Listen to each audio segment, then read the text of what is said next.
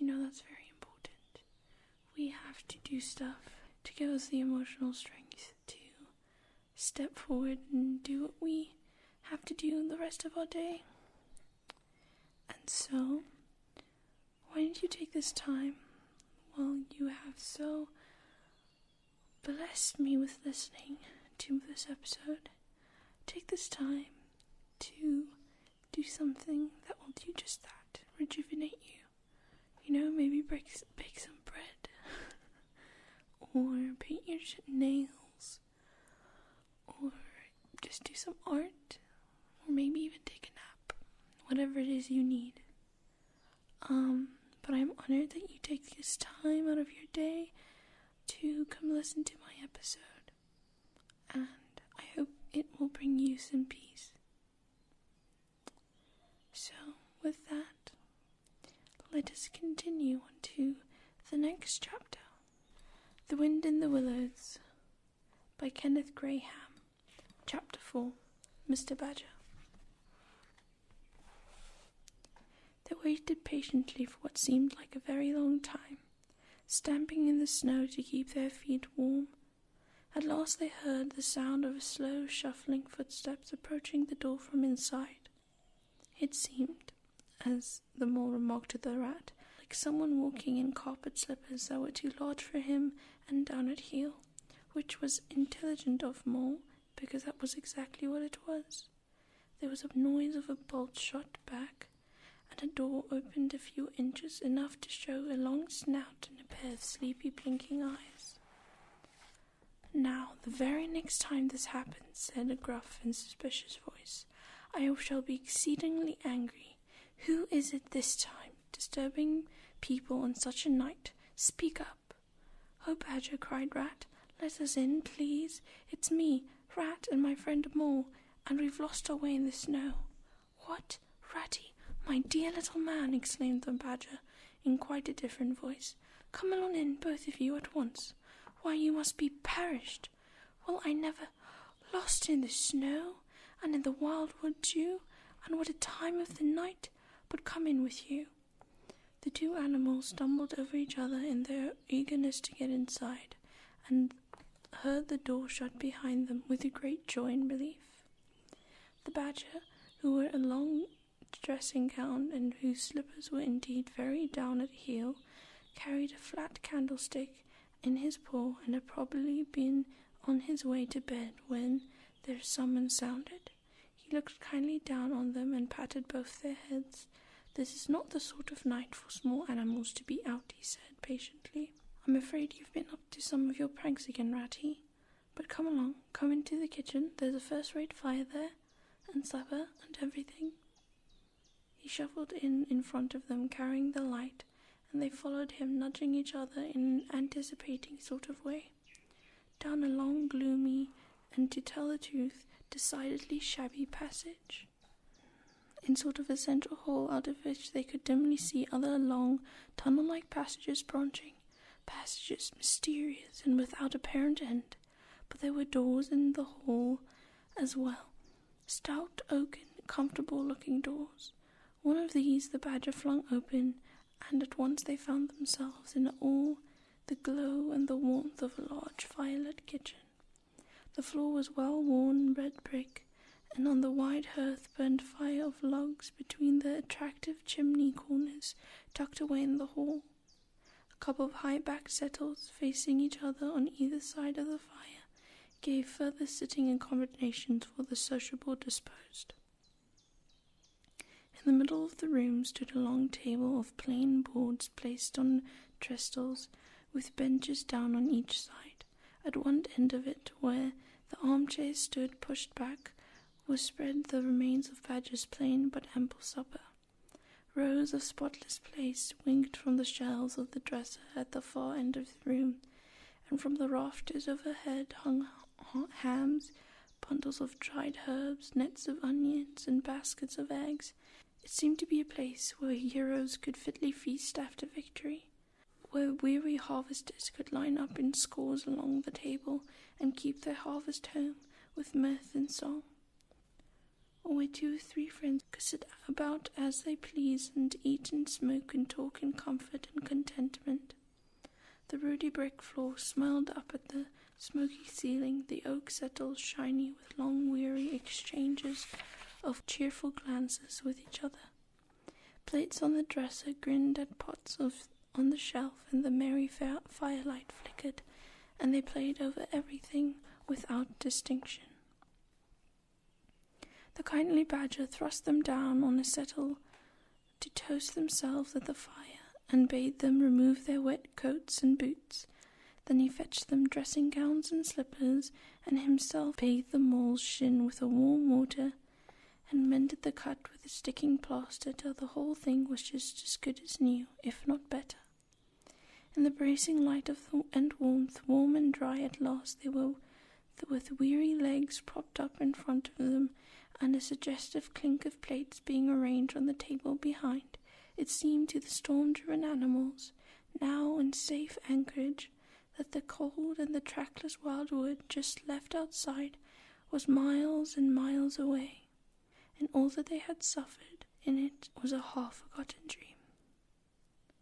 When at last they were thoroughly toasted, and the badger summoned them to the table, where he had been busy laying a repast, they had felt pretty hungry before, but when they actually saw at last the supper that was spread for them, really it seemed only a question of what they could attack first, where all was so attractive, and whether the other things would obligingly wait for them till they had time to give them attention. Conversation was impossible for a long time, and when it was slowly resumed, it was the regrettable sort of conversation that results from talking with one's mouth full.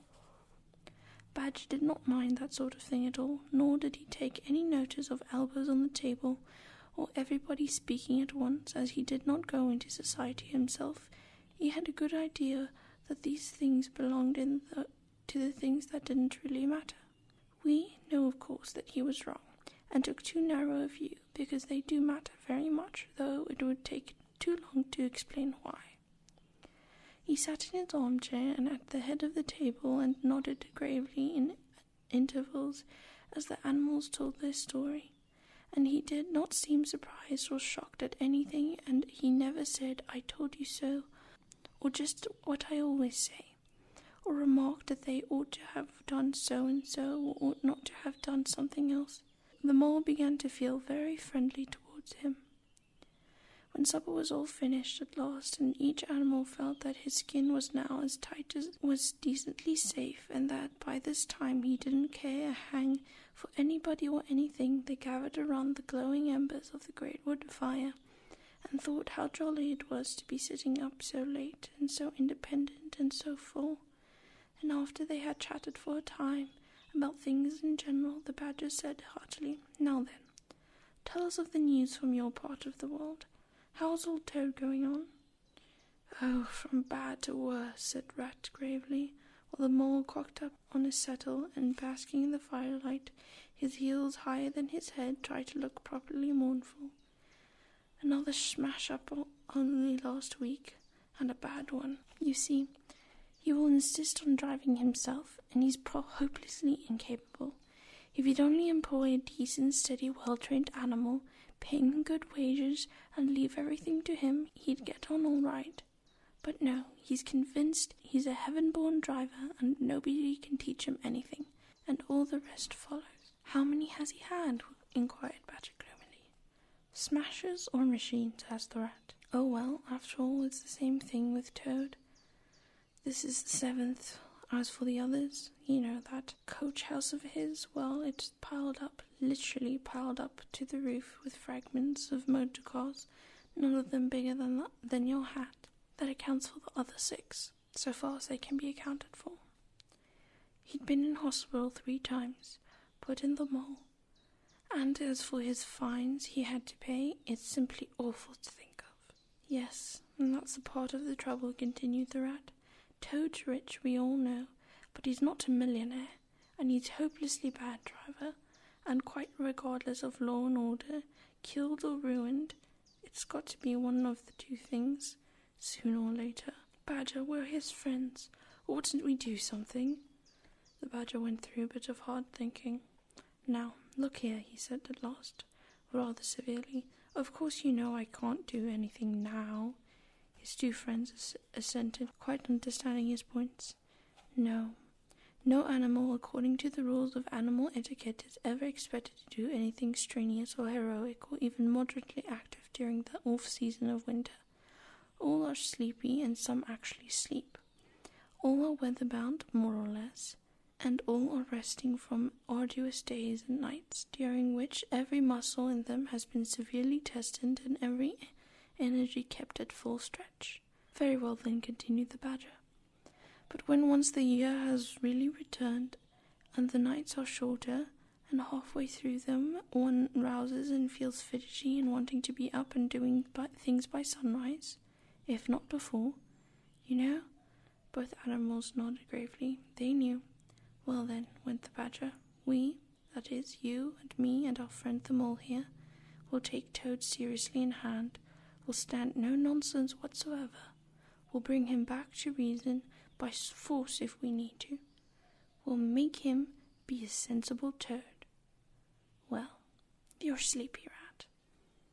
"Not me," said Rat, waking up with a jerk. "He's been asleep 2 or 3 times since the supper," said Mole, laughing. He himself was feeling quite wakeful and even lively, though he did not know why. The reason was, of course, that he'd been naturally an underground animal by birth and breeding. The situation of the Badger's house exactly suited him and made him feel at home, while the Rat, who slept every night in a bedroom, the windows of which opened onto the breezy river, naturally felt the atmosphere still and oppressive. "Well, it's time we all went to bed," said the Badger, getting up and fetching flat candlesticks. "Come along, you two. I'll show you to your quarters, and take your time tomorrow morning. Breakfast at any hour you please." He conducted the 2 animals to a long room that seemed half bedchamber and half loft. The Badger's winter stores, which indeed were visible everywhere, took up half the room. Piles of apples, turnips, potatoes, baskets full of nuts and jars and honey, but the 2 little white beds on the remainder of the floor looked soft and inviting, and the linen on them, though coarse, was clean and smelt beautifully of lavender, and the Mole and the Water Rat, shaking off their garments in some dirty seconds, tumbled in between the sheets in great joy and contentment. In accordance with the kindly Badger's injunctions, the 2 tired animals came down to breakfast very late the next morning, and found a bright fire burning in the kitchen, and the 2 young hedgehogs sitting on the bench of the table eating oatmeal porridge out of wooden bowls. The hedgehogs dropped their spoons, rose to their feet, and ducked their heads respectfully as the 2 entered. "There, sit down," said the Rat pleasantly, "and go on with your porridges. Where have you youngsters come from? Lost your way in the snow, I suppose?" "Yes, sir," the elder of the 2 hedgehogs said respectfully. "Me and little Billy here. We were trying to find our way to school. Mother would have us to go.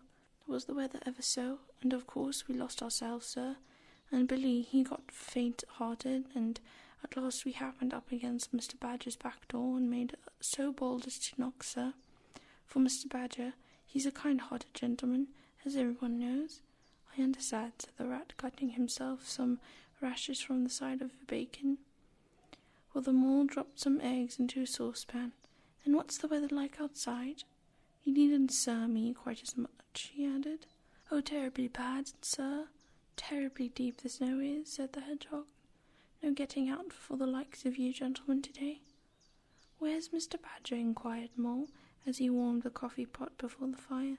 "The master's gone into his study, sir," replied the hedgehog, "and he said as he was going to be particularly busy this morning, and on no account was to be disturbed." This explanation, of course, was thoroughly understood by everyone present. The fact is, as already set forth, when you live a life of intense activity for 6 months in a year, and of comparative or actual solemnness for the other 6, during that latter period you cannot be continually pleading sleepiness when there are people about or things to be done. The excuse gets monotonous. The animals well knew that Mr. Badger, having eaten a hearty breakfast, had retired to his study and settled himself in an armchair with his legs up on another and a red cotton handkerchief over his face, and was being very busy in the usual way at this time of the year. The front door being clanged loudly, and the rat, who was very greasy with buttered toast, sent Billy the smaller hedgehog to see who it might be. There was a sound of some stamping in the hall, and presently Billy returned in front of the otter, who threw himself on the rat with an embrace and a shout of affectionate greeting. "Get off," spluttered the rat, with his mouth full.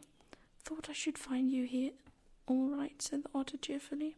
"They were all in the great state alarm along the river bank when I arrived this morning.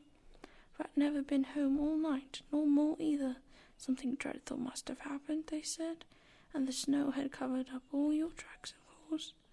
But I knew that when people were in the fix they mostly went to Badger, or else Badger got to know of it somehow. So I came straight off here, through the wild wood and the snow. Mine, it was fine, coming through the snow as the red sun was rising and showing against the black tree trunks. As you went along in the stillness, every now and then masses of snow slid off the branches suddenly with a flop, making you jump and run for cover. Snow castles and snow caverns sprung up out of nowhere in the night, and snow bridges and terraces and ramparts. I could have stayed and played with them for hours. Here and there great branches had been torn away by sheer weight of the snow, and the robins perched and hopped on them in their peaky consent way, just as if they had done it themselves. A raggedy string of wild geese passed overhead, high on the grey sky, and a few rooks whirled over the trees, inspecting the flapdoves homewards with a disgusted expression. But I met no sensible being to ask the news of. About halfway across I came on a rabbit sitting on a stump, cleaning his silly face with his paws. He was a pretty scared animal when I crept up behind him and placed a heavy forepaw on his shoulder. I had to cuff his head once or twice to get any sense out of it at all. At last I managed to extract from him that the mole had been seen in the wildwood last night by one of them. It was the talk of the borough, he said. How Mole, Mr. Rat's particular friend, was in a bad fix, how he had lost his way, and they were up and out hunting, and were chivying him around and around. Then, "Why didn't any of you do something?" I asked. "You mayn't be blessed with brains, but there are hundreds and hundreds of you big stout fellows, as fat as butter, and your burrows running in all directions, and you could have taken him in and made him safe and comfortable, or tried to, at all events. Us rabbits." So I cuffed him again and left him. There was nothing else to be done. At any rate, I had learned something, and if I had had luck to meet any of them, and at any rate, I learned something, and if I had had the luck to meet any of them, I'd have learned something more, or they would. "Weren't you at all nervous?" asked the mole. Some of yesterday's terrors coming back to him in the mentions of the wildwood. "Nervous?" The otter showed a gleam set of strong white teeth, and as he laughed, "I'd give 'em nerves if any of them tried anything on with me. Here, Mole, fry me some slices of ham, like the good little chap you are. I'm frightfully hungry, and I've got any amount to say to Ratty here. I haven't seen him for ages." So the good-natured mole, having cut some slices of ham, set the hedgehogs to fry it, and returned to his own breakfast, while the otter and the rat, their heads together, eagerly talked river shop, which is long shop and talk that is endless, running on like babbling river itself. A plate of fried ham had just been cleared and set back for more when the badger entered, yawning and rubbing his eyes, greeted them all in his quiet, simple way with the kind inquiries from everyone. "It must be getting on from luncheon time," he remarked to the otter. "Better stop and have it with us. You must be hungry this cold morning." "Rather," replied the otter, winking at them all. "The sight of these greedy young hedgehogs stuffing themselves with fried ham makes me feel positively famished." The hedgehogs, who were just beginning to feel hungry again after their porridge, and after working so hard at the fryer, looked timidly up at the badger, but were too shy to say anything. "Here, you two youngsters be off home to your mother," said the badger kindly. I'll send someone with you to show you the way. You don't want any dinner today, I'll be bound." He gave them 6 pence apiece and pat on the head, and then they went off with much respectful swinging of caps and touching of forelocks. Presently they all sat down to luncheon together. The mole found himself placed next to Mr. Badger, and as the other two were still deep in river gossip from which nothing could divert them, he took the opportunity to tell Badger how comfortable and homelike it had all felt to him. "Once well underground," he said, "you know exactly where you are.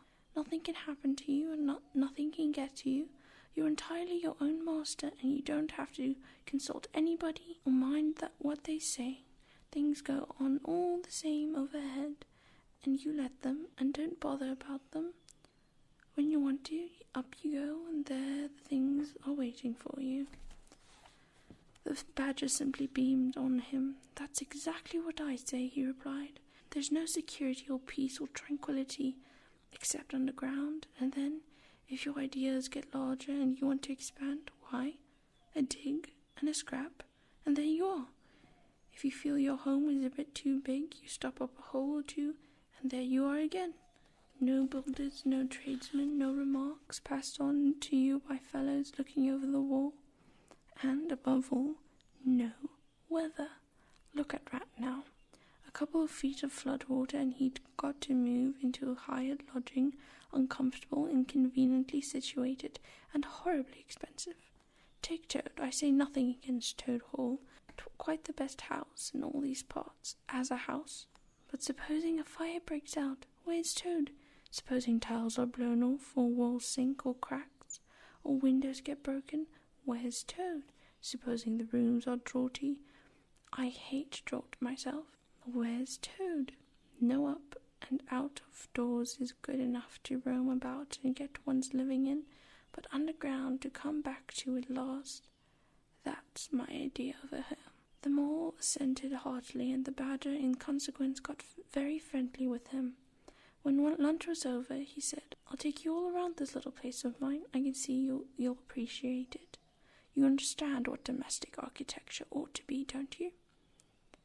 After luncheon, accordingly, when the other two had settled themselves into the chimney corner and had started a heated argument on the subject of eels, the Badger lighted a lantern and bade the mole follow him. Crossing the hall, they passed down one of the principal tunnels, and the wavering light of the lantern gave glimpses on either side of the room, both large and small, some mere cupboards, others nearly as broad and imposing as the Toad's dining hall. A narrow passage at right angles led them into a corridor. Here the same thing was repeated. The mole was staggered at the size, the extent, the ramifications of it all. At the length of the dim passages, the solid vaulting of the crammed store chambers, the masonry everywhere, the pillars, the arches, the pavement. "How on earth, Badger," he said at last, "did you ever find the time and strength to do all this? It's astonishing." "It would be astonishing indeed," said the Badger simply, "if I had done it. But as a matter of fact, I did none of it, only cleaned out the passages and chambers as far as I needed them. There's lots more of it all around about. I see you don't understand, and I must explain it to you. Well, very long ago, on the spot where the wildwood waves now, before ever it had planted itself and grown up to what it is now, there was a city of people, you know. Here where we are standing they lived, and walked and talked and slept, and carried on their business. Here they stabled their horses and feasted. From here they rode out to fight the fight or drove out trade. They were powerful people and rich and great builders. They built to last, for they thought their city would last forever. But what has become of all of them?" asked Mole. "Who can tell?" said the Badger. "People come, they stay for a while, they flourish, they build, and they go. It is their way, but we remain. There were badgers here, I've been told, long before that same city ever came to be, and now there are badgers here again. We are in an endearing lot, and we may move out from time, but we wait, and are patient, and back we come, and so it will ever be." "Well, and when they went at last, those people," said the Mole, When they went, continued the badger, the strong winds and the persistent rains took the matter in hand, patiently, ceaselessly, year after year. Perhaps we badgers too, in our own small way, helped a little. Who knows? It was all down, down, down, gradually, ruin and levelling and disappearing. Then it was all up, up, up, gradually, as the seeds grew to saplings, and the saplings to the forest trees, and the brambling ferns came creeping in to help.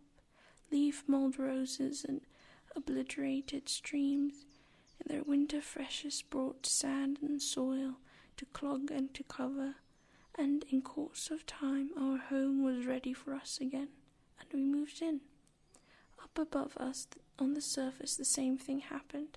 Animals arrived, like to look over the places, took up their quarters, settled down, spread and flourished. They didn't bother themselves about the past. They never do. They're too busy. The place was a bit humpy and hill-hocky and full of holes, but that was rather an advantage. And they don't bother about the future either. The future, when perhaps the people will move in again for a time, as may very well be. The wild wood is pretty well populated by now, with all the usual lot, good, bad, and indifferent.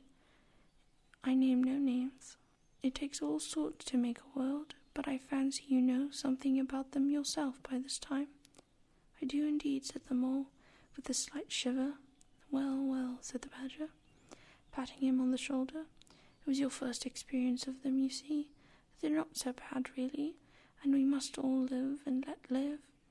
But I'll pass the word around tomorrow, and I think you'll have no further trouble. Any friend of mine walks where he likes in this country, or I'll know the reason why. When they got back to the kitchen again, they found Rat walking up and down very restlessly. The underground atmosphere was oppressing him and getting on his nerves, and he seemed really to be afraid that the river would run away if he wasn't there to look after it, so he had his overcoat on and his pistols thrust into his belt again. Come along, Mole, he said anxiously as soon as he caught sight of them. You must get off a while, it's daylight. Don't want to spend another night in the wild woods again. It'll be all right, my fine fellow, said the otter. I'm coming along with you, and I know every path blindfolded. And if there's a head that needs to be punched, you can confidently rely on me to punch it. You really needn't fret, Ratty, added the badger placidly. My passages run further than you think, and I've bolted holes on the edge of the wood in several directions, though I don't care for everybody to know about them. When you really have to go, you shall leave by one of my shortcuts. Meantime, make yourself easy and sit down again. The rat was nevertheless still anxious to be off and attend to his river, so the badger, taking up his lantern again, led the way along the damp, airless tunnel that wound and dipped, part vaulted, part hewn through solid rock, for weary distance that seemed to be miles. At last daylight began to show itself confusedly through a tangled growth overhanging the mouth of the passage, and the badger, bidding them a hasty goodbye, pushed them hurriedly through the opening, made everything look as natural as possible again, and with creepers, brushed wood, and dead leaves, and retreated. They found themselves standing on the very edge of the wild wood, rocks and brambles and tree roots behind them, confusedly heaped and tangled in front, a great space of quiet fields, hemmed by lines of hedge black on the snow, and far ahead a glint of the familiar river, while the wintry sun hung red in the low horizon. The otter, as known all paths, took charge of the party, and they trailed out on the bee line for a distant stile.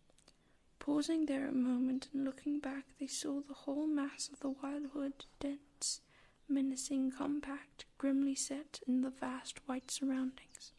Simultaneously they turned and made swiftly for home, for firelight and the familiar things that played on, for the voice sounding cheerily outside their window of the river that they knew and trusted in all its moods, that never make them afraid with any amazement. As he hurried along eagerly and anticipating the moment when he would be at home again among the things he knew and liked, the mole saw clearly that he was an animal of tilled field and hedgerow, linked in the ploughed furrow and the frequent pastures. The lane of the evening lingers, and the cultivated garden plot. For others, the asperities and the stubborn endurance, or the clash of the actual conflict that went with nature in the rough. He must be wise. He must keep to the pleasant places in which his lines were laid, and which held adventure enough in their way to last for a lifetime. That was the end of chapter 4. How pleasant that was. It was kind of like a break chapter, wasn't it? Just filled with sweet moments of home. Really triggered my nostalgia. But yes, I hope you guys have a good day, and that you treat yourself and rest some. I'm actually gonna go take a nap now. Kind of made me drowsy.